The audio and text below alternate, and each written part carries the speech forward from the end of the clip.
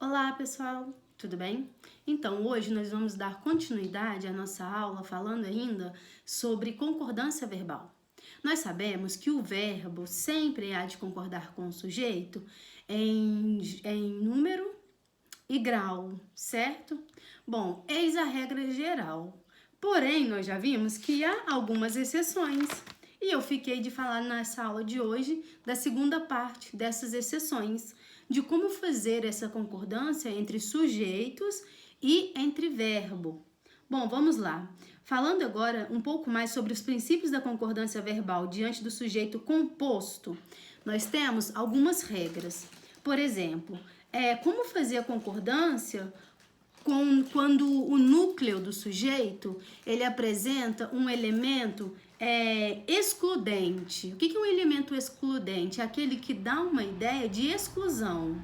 E geralmente esse elemento na língua portuguesa é o ou, que é uma expressão utilizada. Ou isso ou aquilo. Para mostrar assim que os dois ao mesmo tempo não tem como funcionar. Então dá uma ideia de exclusão, tem que excluir um para que o outro possa funcionar. Então, nesse caso, quando houver essa ideia de exclusão ou esse elemento excludente presente na oração e esse elemento for responsável pela separação entre dois sujeitos, entre dois núcleos de sujeito, como a gente faz a concordância? Bom, nesse caso, a concordância funciona da seguinte forma. Se houvesse sentido de exclusão, o verbo ele deve permanecer no singular. Por quê? Porque se eu excluir um, concorda que só um outro sujeito vai realizar a função? Então, se é só um, o verbo tem que concordar com ele, então ele tem que permanecer no singular. Não é assim que funciona? Então, nesse caso, tem dois exemplos na apostila, na página 428, que diz assim, ó, uma carta ou mensagem eletrônica será enviada aos pais dos envolvidos. Por que o será enviado, essa conjunção verbal, ela permanece no singular? Porque vai ser ou a carta ou a mensagem eletrônica. Não serão as duas coisas ao mesmo tempo. Então, um sujeito ou outro vai exercer a ação, praticá-la. Então, nesse caso, o verbo permanece no singular, tá bom? Tratando-se de concordância verbal é muito importante. Bom, se o verbo auxiliar ele vai para o singular, o verbo principal vai para o singular, o auxiliar obedece a ele. Se o verbo principal é um verbo no plural, o verbo auxiliar também obedece a ele. Vocês têm que entender que para haver a concordância verbal e a concordância nominal, tem que ter um casamento perfeito das informações. Não pode soltar informações assim numa oração e deixar elas se organizarem à maneira delas. Não é assim que funciona, tá bom? No caso da concordância verbal, falando de conjunções verbais, o verbo auxiliar e o verbo principal sempre tem que concordar entre si, ok? Então tá. Falando sobre os sujeitos compostos, quando há o elemento excludente ou isto ou aquilo, o verbo permanece no singular, demarcando assim que somente um dos sujeitos vai exercer a ação. Ok? Agora, se não houver a exclusão, se não tiver essa ideia de exclusão e os dois núcleos de sujeito praticarem a mesma ação, aí o verbo não vai para o singular. Quer ver um exemplo? Diz assim, ó, telefonema ou e-mail são formas mais rápidas de comunicação. Então, tanto um quanto o outro, ambos são formas rápidas de informação. Então, esse ou aqui não é em caráter de exclusão, mas sim de soma. Tanto um quanto o outro. Entende? Então, Lica, para fazer nesse caso, com essa regra, como que eu vou saber se eu estou fazendo certo ou errado? Bom, você tem que saber interpretar o sentido expresso pelo verbo e pelas informações, as informações que contém a oração, tá bom? Por isso que gramática, língua portuguesa, não é um livro de regras que você tem que decorar. Você tem que saber as fontes das informações, sim, as regras básicas. No entanto, mais que isso, você tem que saber ler, interpretar, para desvendar as informações necessárias e fazer as aplicações dessas regras, tá bom? Então, pronto. Segundo caso, no segundo quadradinho da página também, 428. Com núcleos representados por pessoas diferentes. Esse é muito importante.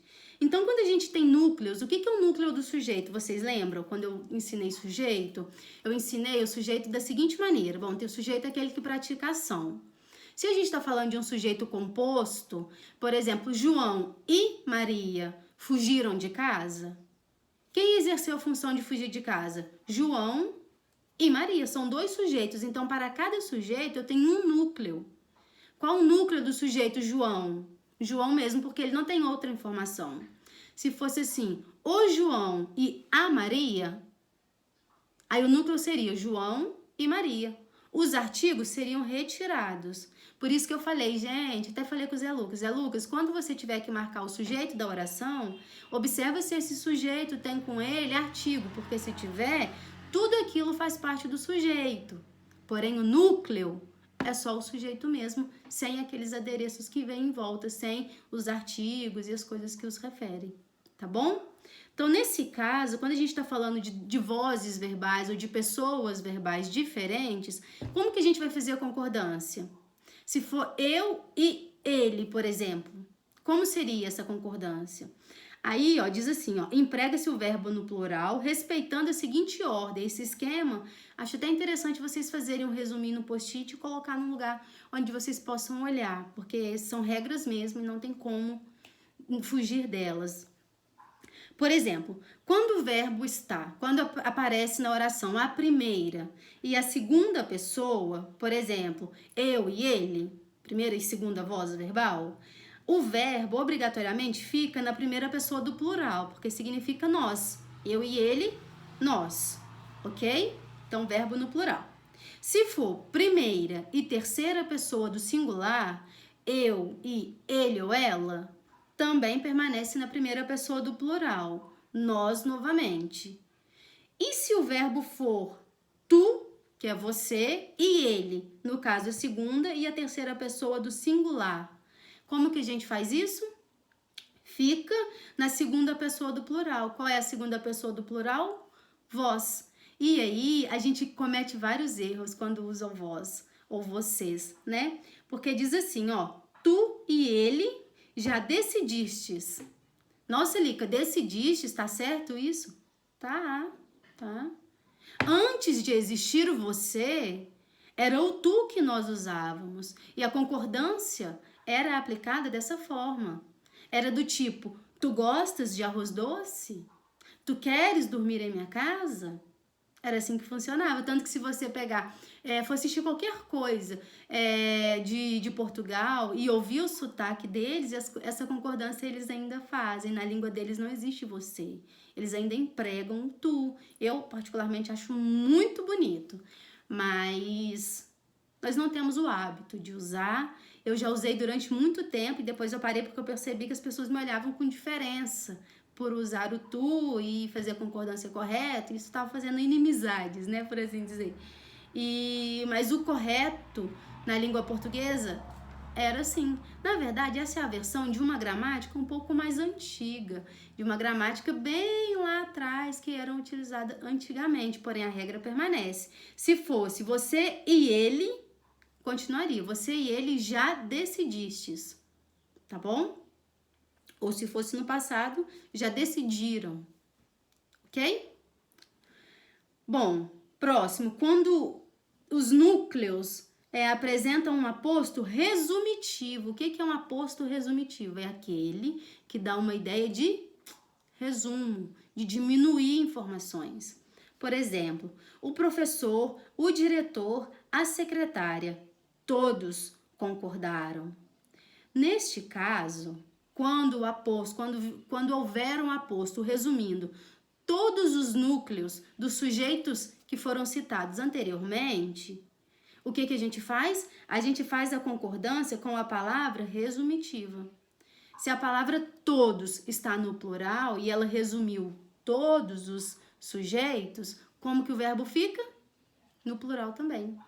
E se a palavra resumitiva for singular? Por exemplo, o professor, o diretor, a secretária, ninguém reclamou. Ninguém é singular, ok? Então, o verbo concorda com a palavra resumitiva no singular. Por que existe essa expressão resumitiva? Imagine que a oração ficasse assim: o professor não concordou, o diretor não concordou, a secretária não concordou. Viu a repetição?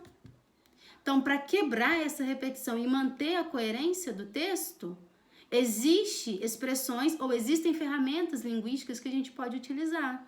Uma dessas ferramentas, palavras resumitivas. É quando você pega todos os núcleos e junta em um só. Ok? Aí você concorda sempre, nesse caso, com a palavra resumida. Se ela estiver no plural, verbo plural. Se ela estiver no singular, verbo no singular. E não se fala mais nisso. Beleza? Isso não é tão difícil porque, visivelmente, a gente consegue perceber. Imagina que ficasse assim, ó. O professor, o diretor, a secretária, todos concordou. Tem uma quebra, tem uma coisa que falta. Porque a gente sabe que plural, que sujeito no plural, o verbo tem que concordar com ele. Então, é por isso que é importante vocês saberem a regra geral. Porque as outras, vocês vão se adaptando a elas. Vocês vão tornando-se acostumados com elas. E aí, quando menos esperar, vocês já sabem as regras gramaticais. Não sabe dar o nome, mas sabe aplicar. Isso já é muita coisa, já é muito importante. Tá bom? Próximo, quando os núcleos são sinônimos. O que são sinônimos? São palavras com significados ou sentidos semelhantes. Como fazer a concordância desses núcleos? Existem duas formas. Quando os núcleos, eles concordam, eles expressam, né? Eles concordam com o mesmo elemento, por exemplo, eles podem ficar no plural. Quando eles expressam o mesmo sentido, um único sentido, aí ele permanece no singular. Quer ver um exemplo? Olha só, a tristeza, a angústia, a depressão são consequências do bullying. A tristeza, a angústia, a depressão é consequência do bullying. Qual a diferença de uma oração para outra? Bom, é que na primeira oração, quando o verbo fica no plural, ele está concordando com o quê? Com essa lista de elementos. E essa lista apresenta vários fatores que são provocados pelo bullying, que são consequências do bullying. Então, se a gente está falando de uma lista com vários fatores, o verbo obrigatoriamente tem que ficar no plural, porque é uma soma de todos eles. Tá ok? Agora, se eu juntei todas essas informações com o objetivo de concordar com uma única ideia, todas elas são a mesma ideia, sem espaço para outra, aí o verbo fica no singular. Lica, como que eu vou saber se a oração tá igualzinha? Eu só mudo o som e o i, plural e singular. Como? Interpretação textual, óbvio, você precisa saber ler, você precisa saber interpretar e compreender a informação que está sendo passada. É isso. Tá bom? Tudo isso que eu tô explicando tá na apostila, no quadro da página 428 e na continuação da 429, que agora a gente vai falar sobre verbos impessoais. O que são verbos impessoais? São aqueles verbos que não admitem ser empregado uma pessoa ou uma voz verbal a eles. E esses verbos, eles têm regras especiais para eles, para a concordância deles, já que eles não admitem serem empregados primeira, segunda ou terceira pessoa. São esses verbos, por exemplo, que permitem que determinadas orações existam sem a presença de um sujeito. O verbo não aceita o sujeito ali. Ele expulsa, porque eu sou bom bastante. Então, eu não preciso de pessoa. Eu, verbo sozinho, consigo sustentar o peso dessa oração e pronto, ele se mantém, ele se garante. E como fazer a concordância desses verbos, então, se eles não têm uma pessoa, se eles não têm um grau? E aí, o que eu faço? Bom, vamos lá. O verbo haver, se estiver no sentido de existir ou expressando tempo, como fazer a concordância dele? Bom, o verbo haver, ele é considerado impessoal, né? Então, ele não tem pessoa.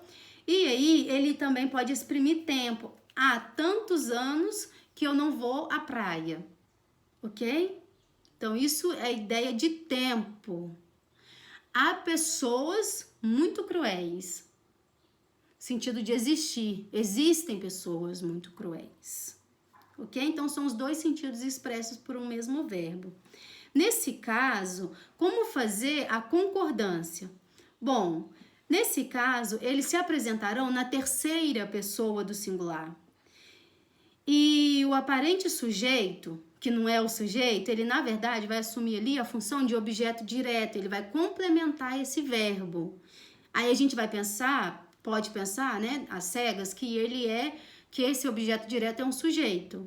Mas a gente precisa saber que o verbo haver, no sentido de existir e expressando o tempo, ele não permite sujeito, ele não se sujeita a outra pessoa. Então, ele não tem pessoa, ele é sozinho, porque ele gosta, tá? Então, nesse caso, como que a gente faz essa concordância? Bom, se ele apresenta a terceira pessoa do singular, a gente tem que empregar o verbo na terceira pessoa do singular. Exemplo, haverá punições para quem praticar o bullying. Então, por que punições está no plural? Porque punições significa consequências e vai ser mais de uma. Então, pronto, acabou. Poderia ser, haverá punição para quem praticar o bullying, se fosse uma punição específica.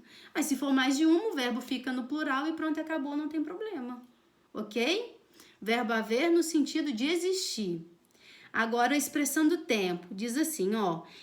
Ele deixou de acreditar em si há muitos anos. Por que o a aqui ficou no singular?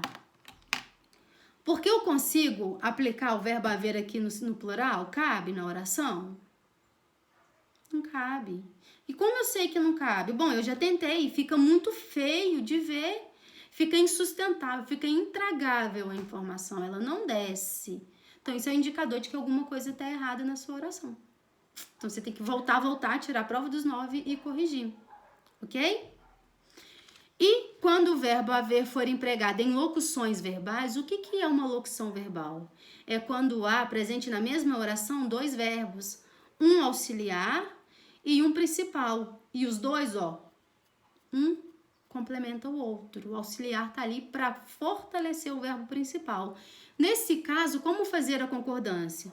Os dois precisam se comunicar entre si. Então, eles precisam concordar, eles têm que casar certinho um com o outro, tá bom? Exemplo, vai haver punições sempre que ocorrer bullying.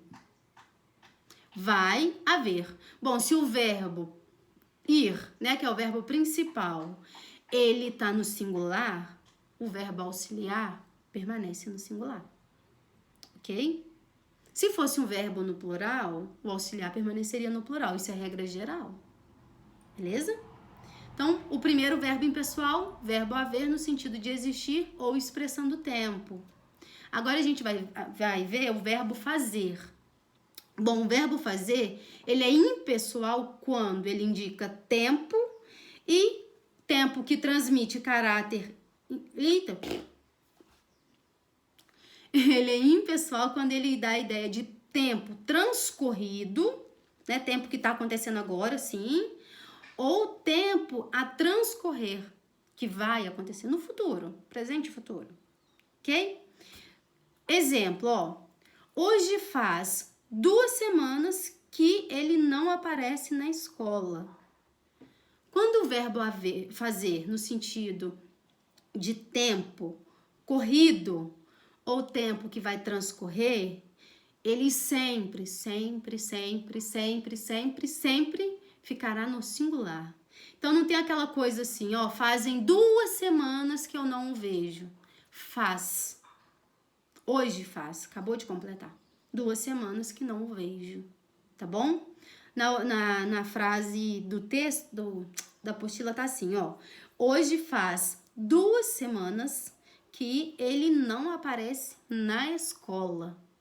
Verbo fazer no singular porque está indicando tempo. Então, não existe. Fazem 3 dias que eu não vou à aula. Faz 3 dias. Faz 5 anos que eu não viajo. Faz 3 meses que não vejo os meus alunos, ok?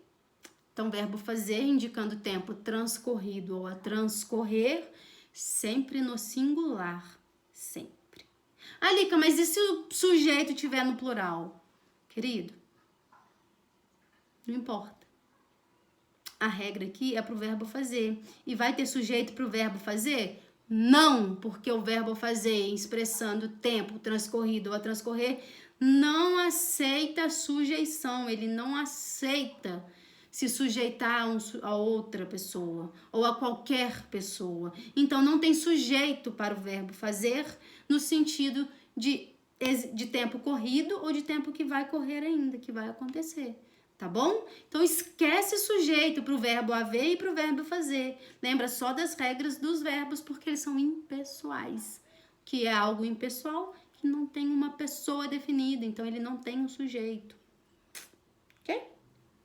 Então, pronto. Acabou. Fim por enquanto, né? Das concordâncias verbais.